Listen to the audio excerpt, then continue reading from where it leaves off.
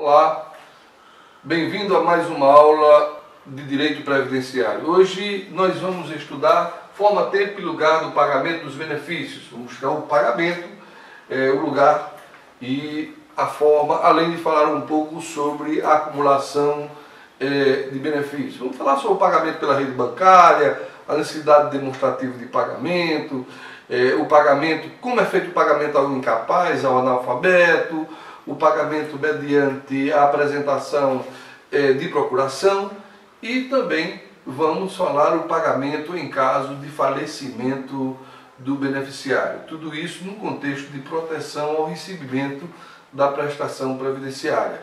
Então, a Previdência Social, ela, em face do caráter alimentar do benefício previdenciário, ela prevê regras para o pagamento. O pagamento dos benefícios do regime geral de previdência social se submete a uma disciplina que visa blindar o interesse público ao preservar a intangibilidade das prestações devidas aos segurados e também devidas aos dependentes.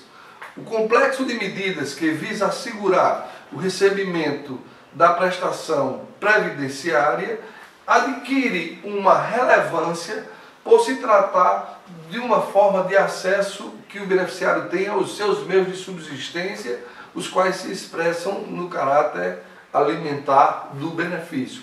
As garantias de proteção ao recebimento do benefício podem ser analisadas quanto ao tempo, quanto à forma e quanto ao lugar do pagamento. Vamos falar primeiro do tempo do pagamento dos benefícios. Primeiro, o pagamento dos benefícios, nos termos da legislação previdenciária vigente, ele deverá sempre ser realizado em dia útil, ou seja, dia em que houver o expediente bancário com horário normal de atendimento. Por que isso? O legislador ele estabelece critérios objetivos para a definição do tempo do pagamento dos benefícios, de sorte a evitar favorecimentos pessoais e também a prestigiar os princípios da legalidade, da impessoalidade, da moralidade, todos aqueles princípios que estão lá da administração pública, da publicidade, da eficiência, da moralidade, que estão lá na Constituição. Bem, e você me pergunta, professor, há a possibilidade de antecipação do pagamento dos benefícios da Previdência Social? Diz o artigo 169 do Regulamento da Previdência que os pagamentos dos benefícios de prestação continuada não poderão ser antecipados. Bem, essa é a regra geral, né? Essa regra geral ela foi instituída para abrandar, de certo modo, a situação daqueles que ganham menos. Mas há um decreto de 2010 que cria uma exceção a essa regra. Esse decreto ele diz que, excepcionalmente, nos casos de estado de calamidade pública decorrente de desastres naturais, devidamente reconhecido por ato do governo federal, então a Previdência poderá, aí, nos termos do ato do próprio Ministério da Fazenda, antecipar aos beneficiários domiciliados nos respectivos municípios o pagamento dos benefícios de prestação continuada previdenciária e também dos benefícios assistenciais. Isso enquanto perdurar o estado de calamidade. E aí, qual é o valor quando há essa antecipação? O valor vai ser correspondente a uma renda mensal do benefício devido, né, excetuados aqueles casos temporários, né, mediante opção dos beneficiários. O valor antecipado, ele também pode ser ressarcido de forma parcelada mediante um desconto do benefício e, para isso, equiparado ao crédito da Fazenda Pública. Bom, essa ideia de antecipação, historicamente, a ideia partiu do presidente Lula, que tentou beneficiar cerca de 100 mil pessoas que moravam em 27 municípios atingidos pelas enchentes em Pernambuco e Alagoas, aquela região de Palmares. Então, em junho de 2010, houve uma verdadeira catástrofe ali, uma calamidade pública, e então o presidente resolveu, de forma inusitada, antecipar os benefícios aos moradores que se encontravam em estado de calamidade em face daquele desastre natural ocorrido naquela região. Em tal hipótese, todos os beneficiários que recebem antecipação desses benefícios, sejam benefícios previdenciários, sejam benefícios assistenciais, fica garantido o direito de postular perante o INSS, além da antecipação do pagamento, também pedir antecipação do valor referente a mais um mês de benefício. Então, esse valor antecipado extra, ele deve ser pago a posteriori por meio de descontos mensais. Há uma portaria do antigo Ministério da Previdência, que hoje é o Ministério da Fazenda, mas a antiga portaria 336 de 2010, que determinou que esse valor extra antecipado na forma desse decreto lá de 2010 do governo Lula, ele deve ser ressarcido em até 24 parcelas mensais fixas, mediante desconto da renda do benefício e, dada a natureza da operação, sem qualquer custo e sem qualquer correção monetária. Na hipótese de cessação do benefício antes da quitação total do valor antecipado, deverá ser providenciado, portanto, o encontro de contas entre o valor devido pelo segurado e o crédito a ser recebido, nele incluído, se for o caso, o abono anual. Bom, há uma outra resolução do INSS de 2011 que também dispõe sobre a antecipação do pagamento do benefício, seja ele previdenciário, seja ele assistencial. Essa antecipação também se submete àqueles casos em que há calamidade pública, em que há desastres naturais reconhecidos pelo governo federal. Mas um outro ponto muito importante é a data do pagamento do benefício, né? Então, o legislador resolveu enfrentar isso. O período do mês em que o pagamento deve ser realizado, ele vai variar conforme dois grupos de renda mensal do benefício, forma que o legislador encontrou para prestigiar os beneficiários que ganham menos e para dar maior funcionalidade e organização à sistemática de pagamentos. Assim, no primeiro grupo estão, vamos dizer, aqueles beneficiários que percebem até um salário mínimo.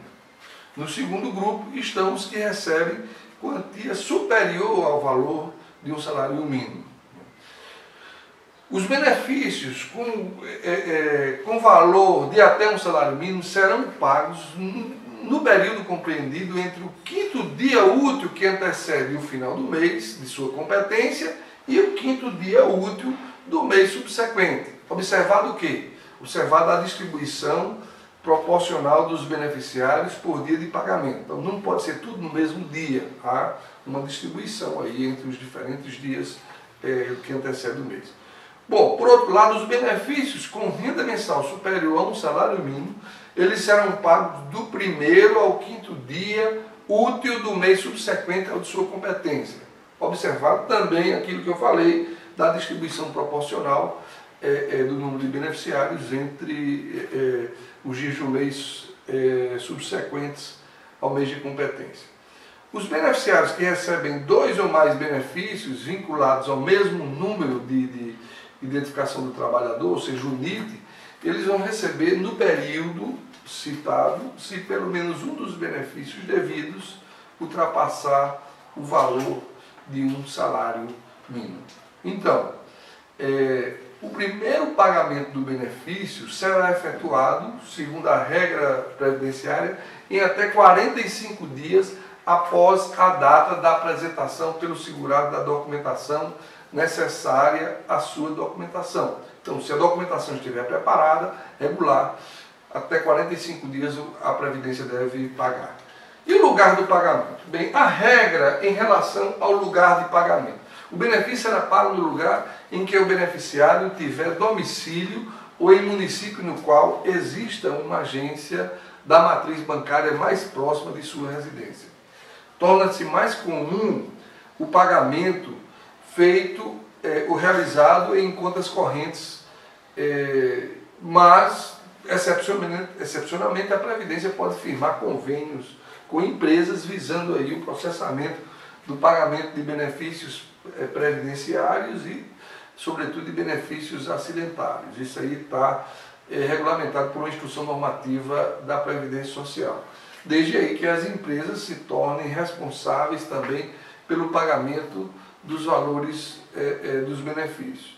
E há também a possibilidade de, existindo acordos internacionais de previdência social entre o Brasil e outros países acordantes, os beneficiários da Previdência poderão optar pelo recebimento do benefício no Brasil ou, quando residente em país para o qual o Brasil não remeta os pagamentos dos benefícios. Nessa situação, ele deverá solicitar a nomeação de um procurador, ficando os valores pendentes até a apresentação da procuração. E aí também essa questão está disciplinada numa instrução normativa 77 de 2015. E quanto à forma de pagamento? Bem, quanto à forma de pagamento, o pagamento em regra do benefício previdenciário ele se dá pela rede bancária.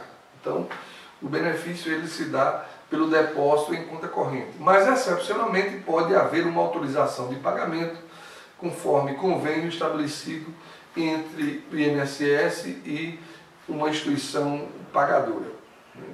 Há pagamentos, é importante ressaltar, que são realizados diretamente por empregador.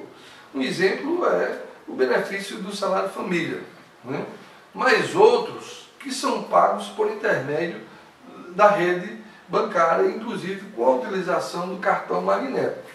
Se o benefício for depositado em conta corrente, torna-se imprescindível que esta seja movimentada pelo titular. Por quê? Se não existiu uma movimentação por mais de 60 dias, se não tiver saque na conta nesse período, nessa conta que é mantida exclusivamente para o pagamento dos benefícios, esses valores que foram depositados, esses valores que estão na conta e que não foram movimentados, serão estornados e creditados à conta única do Tesouro Nacional, inclusive com a identificação de sua origem. Uma outra regra em relação à forma de pagamento é a necessidade da transparência desse pagamento, a necessidade de um demonstrativo de pagamento. Independentemente da forma de pagamento, cabe ao INSS, e aí existe a Lei de Benefício, o artigo 116, e obriga o INSS a fornecer ao beneficiário um demonstrativo minucioso das importâncias pagas, discriminando o valor da mensalidade, discriminando as diferenças eventualmente pagas com o período a que se referem e também discriminando aí os possíveis descontos efetuados do beneficiário. Então, a exigência da concessão do demonstrativo é uma forma que o legislador encontrou para garantir a transparência do pagamento, observando-se a especificação de todas as parcelas creditadas ou debitadas, se for o caso, e evitando-se assim o pagamento de verbas de forma compulsiva. Por isso que é importante a especificação. A formalidade ela existe ainda como meio para se tutelar o interesse do beneficiário, permitindo-lhe, se for o caso, comprovar perante instituições bancárias, instituições públicas, crediários, indicando a fonte e o montante da renda, facilitando, por exemplo, o acesso ao crédito junto a comerciantes e a empresas de crédito e financiamento. Bom, há uma resolução do INSS de 2010, a resolução 102, que ela foi estabelecida para obrigar as instituições financeiras pagadoras de benefício a disponibilizarem aos beneficiários do regime geral de previdência e sem ônus para este um demonstrativo de crédito do benefício em terminais de autoatendimento. Então, a critério de cada banco, o referido documento ele poderá ser disponibilizado na internet para o beneficiário que receber por aquele banco o seu crédito previdenciário. Esse demonstrativo de crédito de benefício ele deve conter obrigatoriamente algumas informações, por exemplo, como os dados cadastrais do beneficiário, o NIT dele, o mês de competência do crédito, é referente a que mês, o número o número do benefício, né, NB, e aí vai ter também, além do NIT, vai ter o NB, o número do benefício, e, além disso, a discriminação das rubricas e valores referentes aos créditos e débitos. Bom, e como é que a gente faz o pagamento ao incapaz e ao analfabeto? Essa é uma discussão muito importante.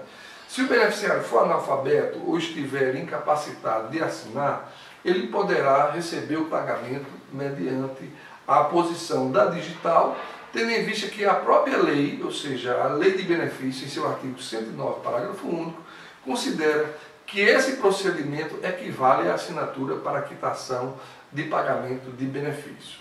Mas, desde que esse procedimento seja realizado na presença de um servidor da Previdência Social. Se o segurado ele é adolescente, ele tiver 16 anos, ele poderá firmar recibo de benefício, independentemente da presença dos pais, né, ou do responsável. Porém, se o benefício devido ao segurado ou dependente civilmente incapaz, né, for realizado, ele tem que ser feito ao cônjuge, ao pai, à mãe, o tutor ou o curador, admitindo-se na sua falta e por período não superior a 6 meses, o pagamento a herdeiro necessário, mediante um termo de compromisso firmado no ato do recebimento. É o que diz a Lei 8.213. Bom, e o que ocorre quando há o pagamento mediante a apresentação de procuração? Este é uma grande preocupação para evitar fraude. Em regra, o benefício ele deve ser pago diretamente ao beneficiário, mas a legislação ela admite que, em caso de ausência, de moléstia contagiosa ou impossibilidade de locomoção do beneficiário, permite que esse pagamento seja efetuado por meio de procurador. Há um procurador que terá mandato não superior a 12 meses, podendo ser renovado esse mandato conforme a Instrução Normativa 77 de 2015. Na hipótese do outorgante ou outorgado não for alfabetizado, se exige aí uma procuração por instrumento público, conforme exige a Instrução Normativa 77. Bom, mas para ser procurador de um dependente ou segurado, não há necessidade do outorgado ser advogado. Basta que ele, né, o representante, apresente a procuração em via original e os documentos pessoais necessários ao seu cadastramento no sistema informatizado de controle de procuradores. Segundo as normas internas da Previdência Social, um procurador não pode ter mais de uma procuração coletiva, né? Exceto se ele for representante ou for credenciado de um leprosário, de um sanatório, de um asilo ou de outro estabelecimento congênere, no caso de parentes de primeiro grau. Bom, isso está definido na Instrução 77. Os servidores públicos, civis e militares em atividade só poderão ser procuradores de um parente até segundo grau, admitindo-se aí a representação múltipla somente em relação aos parentes de primeiro grau, conforme também dispõe a Instrução Normativa 77 de 2015. Bom, toda e qualquer procuração passada no exterior só vai ter efeito no INSS depois de autenticada devidamente pelo Ministério das Relações Exteriores ou mesmo por um consulado brasileiro, né? Exceto aí a legislação da França, que tem um acordo judiciário em matéria civil celebrado entre o governo brasileiro e o governo da República Francesa, em que há dispensa dessa burocracia, dessa exigência, né? Ou seja, não há a necessidade de ser submetida à legalização consular, né? E esse procedimento também se aplica em relação à Argentina. Ainda em relação ao instrumento de mandato em idioma estrangeiro, é importante que ele seja acompanhado do termo de tradução por tradutor público juramentado após legalização do documento original perante a autoridade titular. E o subestabelecimento é possível? Mas ele só será possível se houver expressa possibilidade na procuração originária. as exigências em relação à constituição de procurador na seara previdenciária é medida de extrema importância, porque protege simultaneamente a atuação do Estado no pagamento e os interesses dos segurados independentes contra as fraudes. A esse respeito é importante que se diga que o Código Civil, na parte em que ele disciplina o mandato, ele diz lá, no parágrafo 2º do seu artigo 654, que o terceiro com quem o mandatário tratar poderá exigir que a procuração traga firma reconhecida. Bom, após gestões do Conselho Federal da OAB junto ao INSS, este se comprometeu a não exigir o reconhecimento da firma das procurações de advogados na área previdenciária. Então, o STJ entende que a procuração adjudícia, por exemplo, ela não exige reconhecimento de firma. É uma interpretação que é dada lá ao artigo 38 do CPC, que se reproduz do artigo 105 do novo Código Civil. Bom, mas tem um outro tema, o pagamento em caso de falecimento do beneficiário. Como a legislação trata isso? Bom, diante do caráter alimentar do crédito previdenciário, o valor não recebido em vida pelo segurado será pago tão somente aos seus dependentes habilitados à pensão por morte. Ou, se não existem dependentes habilitados, então aqui se aplica a vocação hereditária, ou seja, são os sucessores na forma da lei civil, independentemente, inclusive, de inventário ou arrolamento, que tem direito. Isso aí está previsto no artigo 112 da Lei de Benefício. Mas aí, o legislador, ele, com essa preocupação, ele atende principalmente os dependentes econômicos habilitados à pensão por morte e reconhecidos pela Previdência Social. Ou seja, os herdeiros só recebem se não existir nenhum dependente econômico inscrito perante a Previdência Social. Né?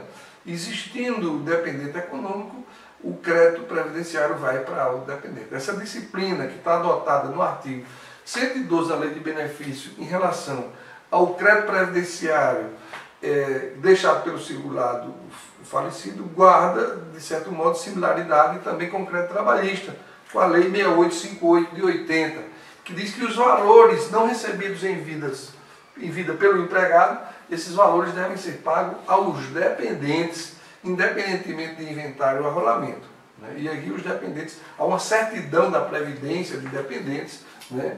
Existindo aí dependentes menores, o prazo prescricional vai ser suspenso a partir da morte do beneficiário. Isso aí está num dos artigos do Código Civil, artigo 98, se não me engano.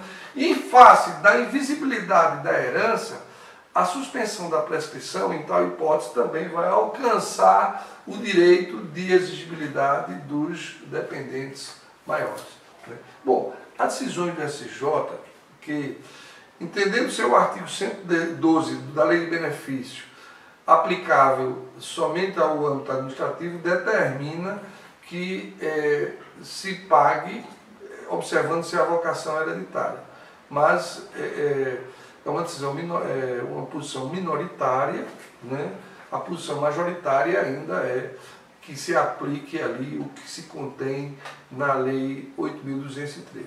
No âmbito previdenciário, o cônjuge ou companheiro que já recebe pensão de vínculo conjugal anterior não poderá acumular pensões, devendo optar por aquela que é mais vantajosa, conforme dispõe o inciso 6º do artigo 124 da Lei de Benefícios, a Lei 8.213. Se o companheiro optar pela manutenção da pensão mais antiga, ele deixará de figurar no rol dos dependentes econômicos e tal ato, então, tende a repercutir em relação à possível legitimidade para cobrar os valores não recebidos em vida pelos empregados. Bem, nos termos da Lei Trabalhista 6858 de 80, em seu artigo 1º, diz que os valores não recebidos em vida pelo empregado devem ser pagos aos seus dependentes econômicos, independentemente de inventário e arrolamento. Ilustrando essa afirmação, né, imagine-se aí a seguinte situação hipotética. Um trabalhador que tem uma companheira e uma filha menor. ele venha a falecer em decorrência, por exemplo, de um acidente de trabalho. Conjecture-se ainda que essa companheira desse trabalhador falecido, ela já recebe a pensão em decorrência de um relacionamento conjugal anterior.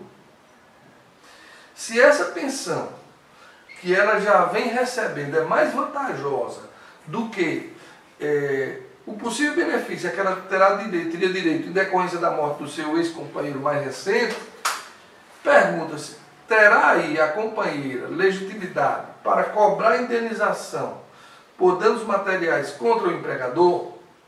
Bom, considerando-se aí os termos da Lei 6858, a legitimidade para a cobrança é apenas da filha menor, posto que a cônjuge, ao não abdicar da pensão que ela já vinha recebendo, né, do primeiro vínculo, não pode ser reputada como dependente econômica do empregado falecido. Isso em termos de danos materiais.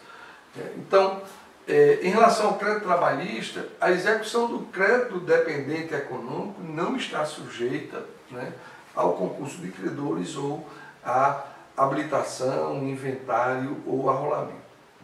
Por último, registre-se que a lógica preferencial da relação de dependência, ela também vem sendo prestigiada e aplicada pelo STJ em relação aos valores de restituições de imposto de renda. Ou seja, aqueles valores de restituição não recebidos pelo contribuinte em vida, segundo decisão da 4ª turma do STJ, esses valores também devem ser pagos prioritariamente ao dependente econômico. Se não existe dependente econômico, aí é que se aplica a vocação hereditária, ou seja, o herdeiro é quem vai fazer jus a essa verba. Mas o dependente habilitado perante a Previdência, como dependente, é que faz jus a essa restrição.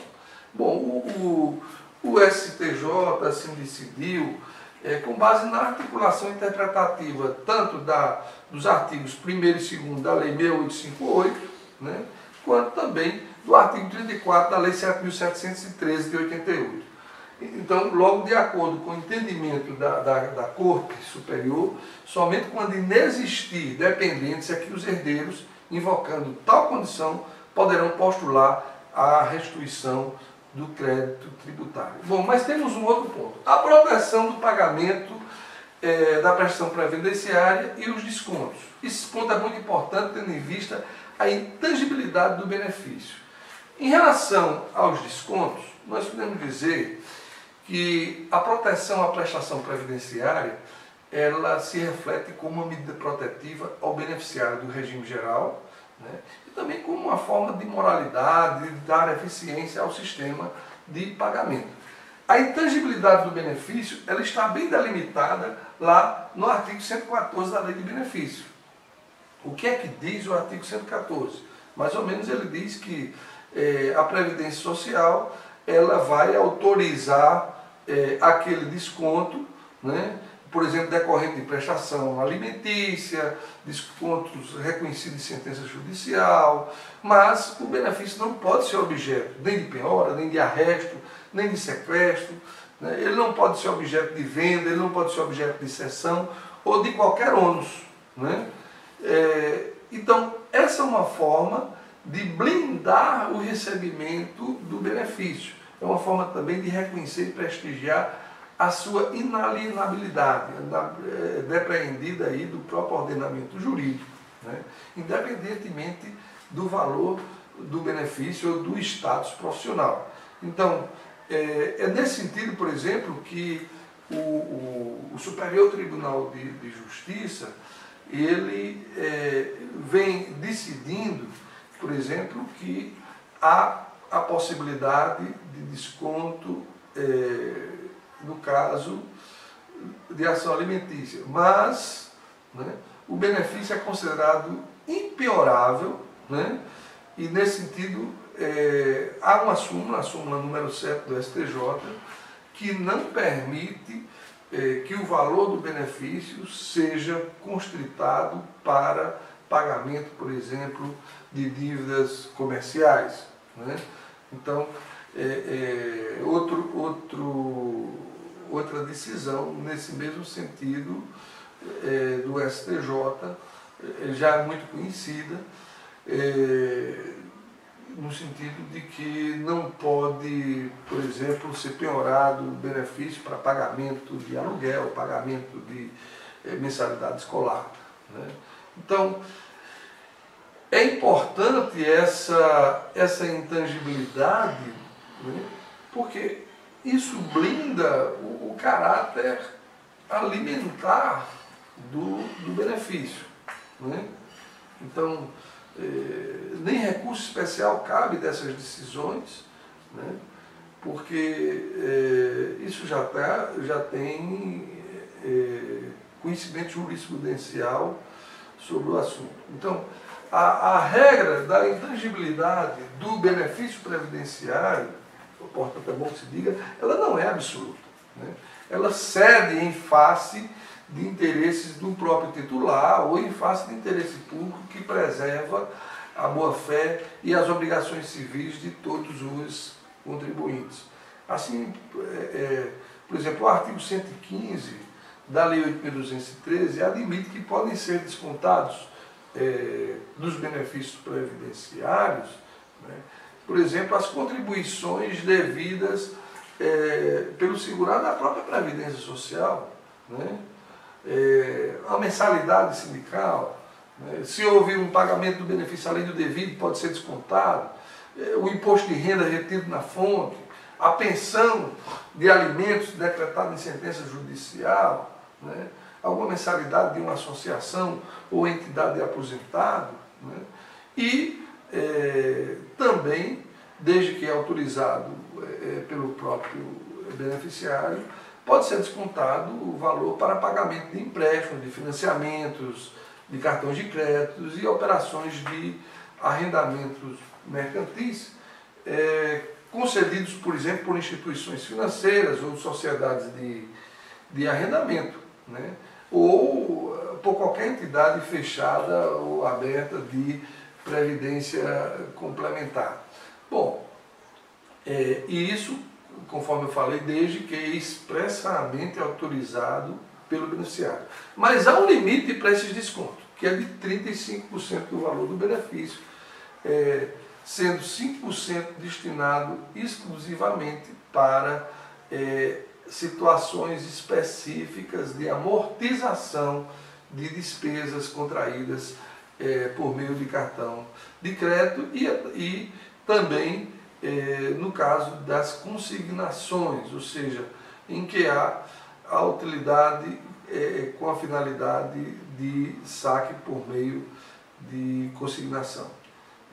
Bom, é importante salientar que existe uma lei, a Lei 13.172 de 2015, que estabelecia que a margem consignável era 30%, mas que admitia que ela chegasse, e admite que ela chegue até 35%, sendo que 5% se destine exclusivamente para a amortização de despesas contraídas por meio de cartão de crédito. A Lei nº 13.183, também de 2005, ratificou os mesmos termos, né? E aí, quando o segurado ele recebe o valor do benefício além do devido, né, o desconto pode ser feito? Sim, o desconto poderá ser efetuado em parcelas, salvo se comprovada a má-fé do suposto beneficiário. Então, conforme o entendimento da primeira seção do STJ, incumbe ao titular do direito patrimonial devolver valores recebidos por força, por exemplo, de tutela antecipada, posteriormente revogada, né? Disso resultou o cancelamento de uma súmula da TNU, a súmula 51, né, da Turma Nacional de Uniformização da Jurisprudência dos Juizados Especiais Federais. Então, a diretriz da boa-fé, ela afasta, né, a possibilidade de um parcelamento. Existe, inclusive, no Conselho de Recursos da Previdência, ou do Seguro Social, agora, 38, dizendo que a revisão, por exemplo, do benefício, a revisão dos parâmetros médicos de incapacidade, não rende ensejo à devolução dos valores recebido se presente a boa-fé objetiva, né? Se desconto for decorrente de erro da Previdência Social, o segurado que ele tiver usufruído do benefício, é claro que ele vai devolver o valor em parcelas, cuja parcela não poderá exceder a 30% do valor do benefício. Mas se o erro ele foi cometido a tempo de o segurado empregado não ter usufruído do benefício, o INSS ele pode enviar o requerimento à empresa ou mesmo ao banco para que estorne integralmente o valor, né? No caso de segurados não empregados, estes serão notificados sob pena de inscrição na dívida ativa se não houver devolução, né? O desconto de restituição de valor indevidamente pago terá ainda preferência em relação ao desconto para pagamentos de empréstimos e financiamentos. Bom, ainda em relação ao pagamento, é importante que o titular do benefício ele pode autorizar por escrito que esse desconto eu retenha do benefício de aposentadoria ou da pensão por morte os valores referentes ao pagamento mensal de empréstimos, de financiamentos e operações de arrendamento mercantil, desde que expressamente autorizado, né? Então, o valor será repassado à instituição consignatária, né, independentemente desta ser ou não responsável pelo pagamento do benefício, né? E a consignatária ela tem que especificar as condições, os valores e os prazos da consignação para a Previdência Social, né? Então, o INSS ele vai cobrar dessa empresa consignatária encargos pela operacionalização da consignação, né?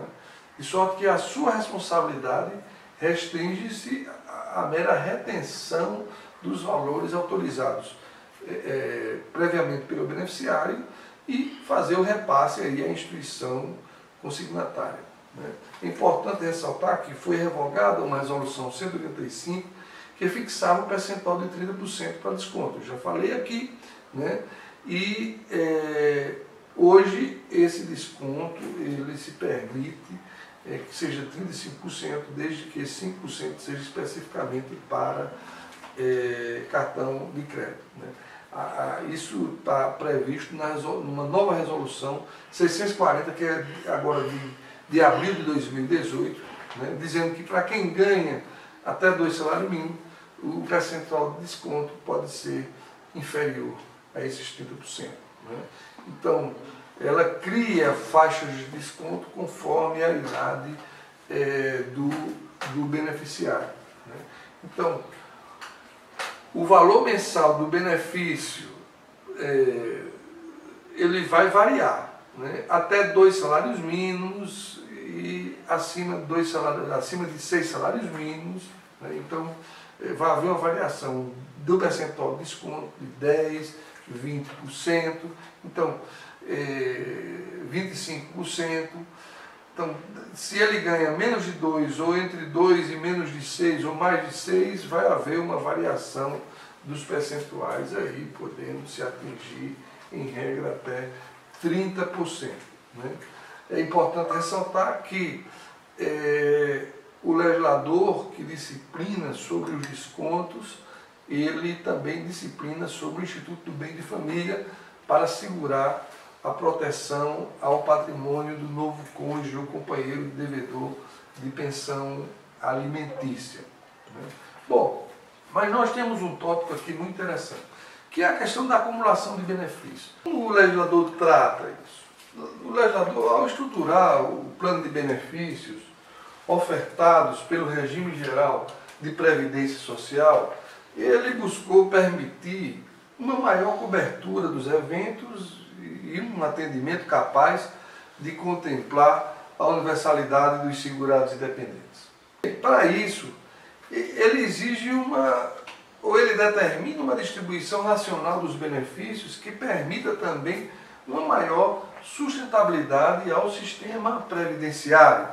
Em face de tais preocupações, o legislador ele definiu as possibilidades de acumulação dos benefícios. Isso aí está previsto lá no artigo 167 da Lei da Previdência Social, dos benefícios.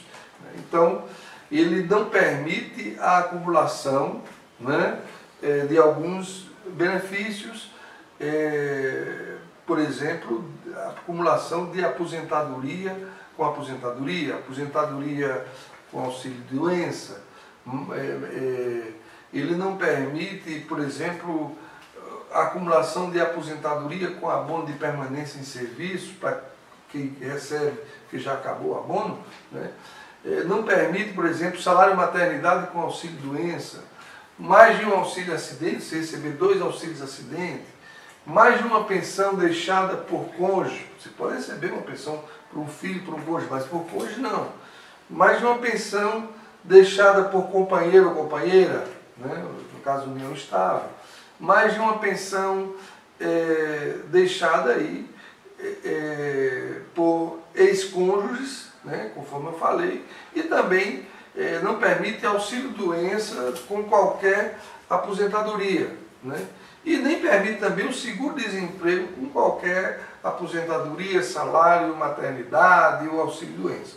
Ou seja, a regra geral é que não cabe acumular benefício previdenciário com benefício assistencial, exceto a pensão especial aos dependentes das vítimas as vidas fatais de hepatite tóxica de Caruaru. Então, que houve uma contaminação por processo de hemodiálise naquela cidade. Então, aí, porque é uma lei específica, a Lei 9.422 de 96, que autoriza essa excepcionalidade. Então, o que foi dito em relação à acumulação pode ser resumido da seguinte forma, né? Nós temos sintetizar a acumulação dos benefícios da seguinte forma. Não cabe a acumulação de pensão deixada por ex-cônjuges, né? Não cabe a acumulação de aposentadoria com aposentadoria, de aposentadoria com auxílio, nem de auxílio com auxílio, né?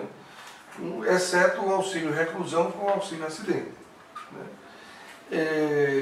Não cabe também, conforme destaquei, benefício assistencial com benefício previdenciário, exceto em 2 hipóteses, ou seja, seguro-desemprego com pensão ou auxílio acidente e benefício previdenciário com a pensão paga às vítimas de hepatite tóxica na cidade de Caruaru, né?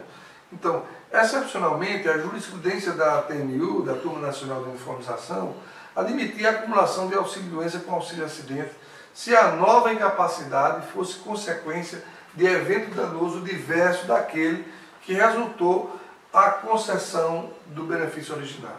Posteriormente, a TNU modificou seu entendimento para sustentar que o acúmulo de aposentadoria com o auxílio-acidente só é possível se a lesão que ensejou o auxílio-acidente, né, e o início da aposentadoria tenham ocorrido antes da alteração que houve da Lei de 8.213 de 91. Enfim, o STJ vem decidindo reiteradamente que há inacumulabilidade entre o auxílio-acidente e a aposentadoria. A jurisprudência, interpretando o artigo 124 da Lei de Benefício, admite a